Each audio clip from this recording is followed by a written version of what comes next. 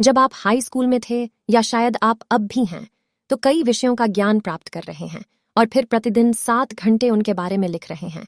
यह करना शायद भारी था या शायद है, या हो सकता है कि वह पहली बिट आपको आसानी से मिली हो, या आप वह छात्र थे जो हमेशा इस बात से डरता था कि वह दिन क्या आ सकता है। जैसे कक्षा के ठीक बीच में कुछ इतना दर्दनाक और सर्वथा भयावह हो सकता है। दुर्भाग्य से इस डर के बारे में बिल्कुल नहीं सोचा गया था जब 19 मई 1988 को एक युवा लड़की के हाई स्कूल में इतना भयानक कुछ हुआ था। यह जेड मून नाम की एक 16 वर्षीय लड़की की कहानी है। एक हल्की हवा, इतनी नरम कि इसे मुश्किल से महसूस किया जा सकता था, जो बिस्तर से बची हुई दीवार की खिड़की से आती थी, यह जेड के गुलाबी गालों पर बहुत कोमलता से चढ़ती थी। हवा धीरे धीरे उसके कमरे के चारों ओर चली गई, लेकिन मानव जैसी गति से अचानक जेड्स के अलार्म ने उसे जगा दिया। जल्दी से अपने बिस्तर पर बैठने से पहले और अलार्म बंद करने से पहले, जो कि बेडसाइड टेबल से गिरने वाला था, उसे अचानक ऐसा करने से रोकने से पहले वह अच्छी तरह से सोती रही। स्कूल के लिए तैयार होने के लिए बिस्तर से उठते ही जेड ने अपनी आंखें पोंछ लीं। जेड ने अपने कपड़े पहनने के बाद अपने पीले लेकिन भरे हुए होंठों पर एक नरम गुलाबी चमक लागू करना शुरू कर दिया। वह अपने वैनिटी आईने के करीब झुक गई, अपनी समुद्र नीली आंखों में देख रही थी, साथ ही अपने लंबे लहरदार सुनहरे बालों को भी देख रही थी, जो उसकी पीठ के निचले हिस्से तक पहुंच गए थे। फिर उसने अपनी पलकों पर काले काजल की एक पतली परत लगा दी। जब जेड ने अपना काजल लगाना समाप्त कर लिया तो वह खड़ी हो गई और अपने लंबे दर्पण के पास चली गई, जो अभी भी बने हुए बिस्तर के दाईं ओर बेडरूम के कोने में एक चट्टान की तरह बैठी थी। जेड लंबे शीशे के सामने बर्फ की तरह खड़ी थी, अपने सफेद जूतों को देख रही थी। फिर उसने अपनी आंखें उस पोशाक की ओर घुमाईं जो उसने पहनी हुई थी। उसने अपने हल्के नीले रंग के बेल बॉटम्स और लंबी बाहों वाली एक पतली सफेद शर्ट पहनी हुई है, जो अंत की ओर फैल जाती है। उसने अपनी शर्ट के नीचे एक सफेद नूडल स्ट्रैप टैंक टॉप पहनना भी याद रखा था।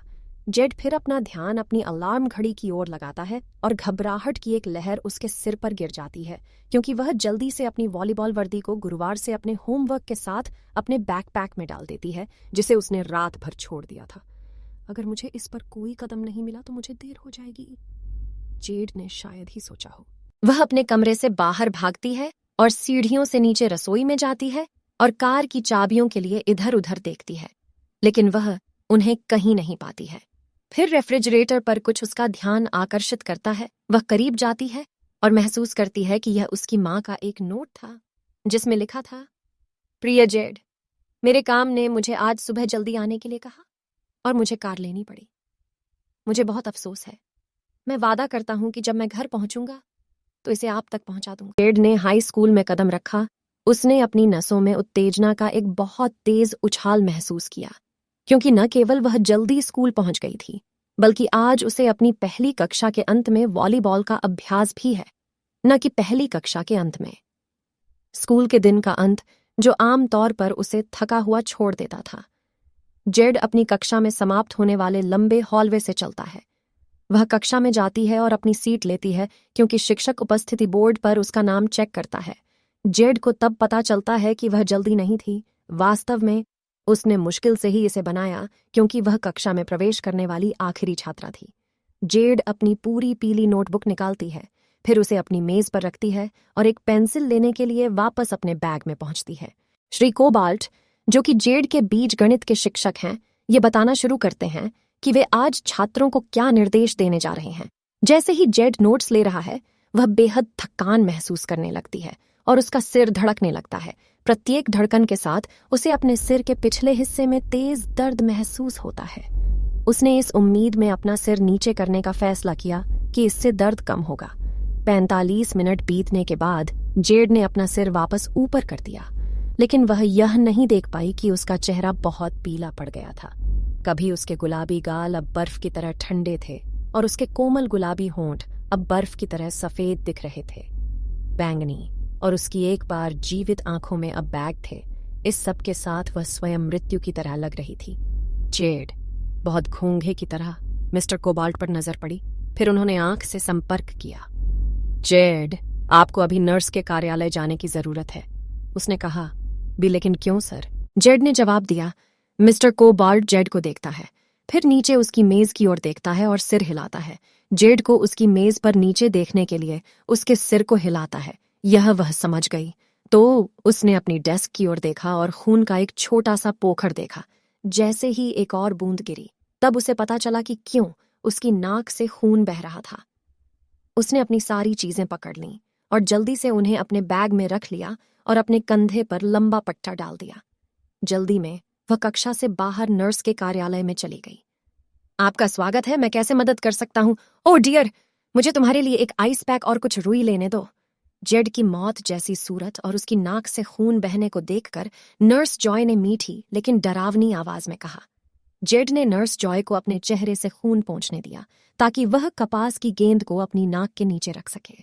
एक बार जब जेड रुई को पकड़ रहा था तो नर्स जॉय ने उसे रक्तस्राव को रोकने के लिए ऊपर देखने के लिए कहा। फिर उसने जेड से पूछा कि क्या वह घर बुलाना चाहती है। जेड हालांकि वॉलीबॉल अभ्यास के कारण घर नहीं जाना चाहता था, इसलिए जेड ने अपना सिर हिलाते हुए कहा, नहीं धन्यवाद। थोड़ी देर प्रतीक्षा करने के बाद जेड ने अपना ध्यान बाथरूम की ओर लगाया। फिर वह उठी और आईने में देखने के लिए गई। नर्स जॉय, खून बहना बंद हो गया। नर्स ने जेड को देखा, लेकिन खून बहना बंद हो गया था, इसलिए जेड जाने के लिए स्वतंत्र थी, भले ही वह अभी भी अधमरी दिख रही थी। जैसे ही जेड ने बीजगणित में वापस जाना शुरू किया, स्कूल की घंटी बजी, जिसका मतलब था कि यह वॉलीबॉल अभ्यास का समय था। उत्साह से बाहर जेड वहां पहुंचने के लिए जितनी तेजी से दौड़ सकती थी, दौड़ी। लड़कियों के लॉकर रूम में, जैसा कि जेड अपने जिम शॉर्ट्स और शर्ट पहन रही थी, उसने किसी को देखा। लंबे लाल बालों वाली एक लड़की और संपूर्ण शरीर का आकार, जेसिका थॉम्पसन, एक असभ्य अमीर लड़की जो सोचती है कि वह हर किसी से बेहतर है। तब जेड को एहसास हुआ कि वह ठीक उसी की ओर जा रही थी। जेसिका ने जेड को अपने रास्ते से हटा दिया और बस ऐसे ही चलती रही जैसे उसे छुआ तक नहीं। इस घटना ने जेड को क्रोधित कर दिया और जल्द ही जेसिका को इसका पछतावा होगा। जब लड़कियों ने लॉकर रूम छोड़ दिया तो टीमों को अभ्यास मैच के लिए चुना गया। जेड ने देखा कि जेसिका विपरीत टीम में थी और जेड अभी भी जेसिका से बहुत परेशान था। जेड को टीम लीडर द्वारा गेंद को स्पाइक करने के लिए चुना गया था, लेकिन इसे स्पाइक करने के बजाय वह जेसिका की आंखों में मृत दिखी और गेंद को सीधे उसकी ओर फेंका। लेकिन जेड ने किसी तरह गेंद को इतनी जोर से फेंका कि वह चाकू की तरह नेट से कट गई और जेसिका को ठीक छाती पर मारा। छाती पर झटका जेसिका को पीछे की ओर उड़ते हुए कंक्रीट की दीवार में भेज दिया जो उसके पीछे थी। जेसिका ने दीवार को इतनी जोर से मारा था कि जब वह उसमें फिसली तो आप कई दरारें सुन सकते थे, क्योंकि जेसिका फर्श पर फिसल गई थी। अचेत हर कोई बेचारी जेसिका को देखने से धीरे धीरे जेड को घूरने लगा, लेकिन जब उन्होंने ऐसा किया तो हर कोई बुरी तरह से डर गया। जेड के चेहरे पर एक खाली अभिव्यक्ति थी, लेकिन जिस कारण से वे सभी उसे घूर रहे थे वह स्पष्ट था। जेड की आंखें पूरी तरह सफेद थीं और उसके बाल धीरे धीरे सुनहरे से गहरे बैंगनी रंग के हो गए थे, क्योंकि वह अब उसके ऊपर मंडरा रही थी। फर्श जैसे जैसे वह ऊंची होती गई, हाई स्कूल हिलता गया। फिर जेड के ठीक नीचे से दरारें बनने लगीं, जिससे छात्र घबरा गए और डर के मारे इधर उधर भागने लगे। फर्श हिलना बंद हो गया और छात्र देख सकते थे कि कभी जमीन में बड़ी दरारें अब एक विशाल गुफा जैसा छेद बन गई थीं, जो पृथ्वी की गहराई तक जाती थीं। बिना किसी सूचना के एक विशाल पंजे जैसा हाथ छेद से बाहर निकलता है, जेड को उसके पैरों से पकड़ लेता है और जल्दी से उसे अंधेरे रसातल में खींच लेता है, जबकि वह अपनी खाली अभिव्यक्ति को वैसे ही रखती है जैसे कि वह किसी प्रकार की समाधि में हो। 1 या 2 पल बीतने के बाद छेद के भीतर गहरे से एक जोर से गुर्राना बहुत अच्छी तरह से सुना जा सकता है, जिससे हर कोई फिर से घबरा जाता है। लगभग एक और क्षण बीत जाने के बाद छेद के भीतर से एक और दहाड़ सुनी जा सकती है। यह पिछले की तुलना में बहुत अधिक है। इसके बाद छेद से जमीन को हिलाने वाली गड़गड़ाहट के बाद यह केवल 5 सेकंड के लिए रुका, बस फिर से शुरू करने के लिए फिर से रुक गया। यह बार बार जारी रहा, हर बार गुफा जैसे छेद की सतह के करीब और करीब पहुंचने के दौरान पिछली बार की तुलना में अधिक जोर से हो रहा था। जब सब कुछ घंटों की यातना जैसा लग रहा था तो सब कुछ पूरी तरह से सन्नाटा हो गया। जैसे ही घबराए हुए छात्रों ने जो कुछ हुआ था उसे इकट्ठा करना शुरू किया, एक जोर की दहाड़ ने छेद की सतह से फर्श को हिला दिया।